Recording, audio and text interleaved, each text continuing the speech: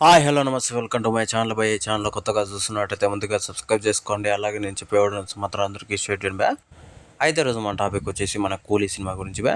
నిజానికి ఇన్ని రోజుల నుంచి కూలీ సినిమా నుంచి అయితే ట్రైలర్ రాదు అది ఇది అని చెప్పేసి చెప్పుకుంటూ వచ్చారు భయ్య. చాలా మంది ఫ్యాన్స్ కూడా చెప్పుకుంటూ వచ్చారు. అలాగే మన ఎన్టీఆర్ అన్న ఆపోజిట్ కొంచెం ట్రోల్స్ చేసేవాళ్ళు కూడా ఈ విషయం అయితే చెప్పుకుంటూ వచ్చారు. ఎందుకు అంటే ట్రైలర్ రాకుండానే మేము 1000 కోట్లు కొట్టి చూపిస్తాము అది ఇది అని చెప్పేసి ఇట్లా చెప్పుకుంటూ వచ్చారు.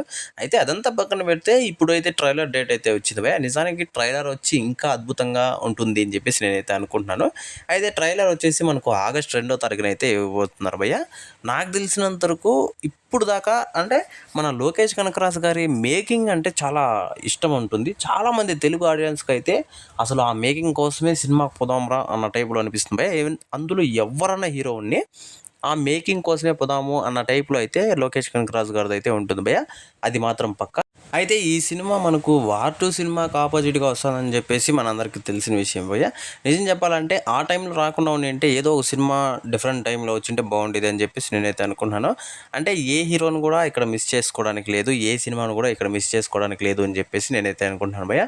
అంటే మన ఎన్టీఆర్ అన్న కావచ్చు, ఇటు రజనీకాంత్ గారు కావచ్చు, అలాగే మన నాగార్జున గారు అయితే ఈ సినిమాలో అయితే కూలీ సినిమాలో విలన్గా చేస్తున్న విషయం కూడా మనందరికీ తెలిసిన విషయమే భయ్య.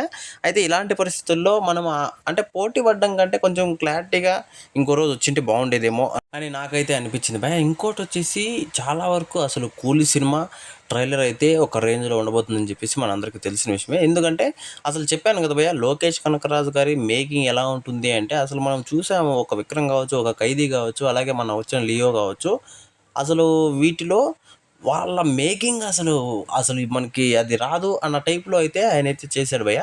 నిజంగా సూపర్ ఉంటుంది ఆయన మేకింగ్, మాత్రము ఒక రేంజ్లో ఉంటుంది అని చెప్పొచ్చు. అందులో ఇక్కడ వచ్చేసి మన రజనీకాంత్ గారి పర్ఫార్మెన్స్, అలాగే చాలామంది ఆర్టిస్టులు అయితే ఉన్నారు భయ్య. ఇంకా వాళ్ళ పర్ఫార్మెన్స్తో ఎలా ఉంటుందో అని చెప్పేసి చాలామందికి ఆతృతగా ఉన్నారు.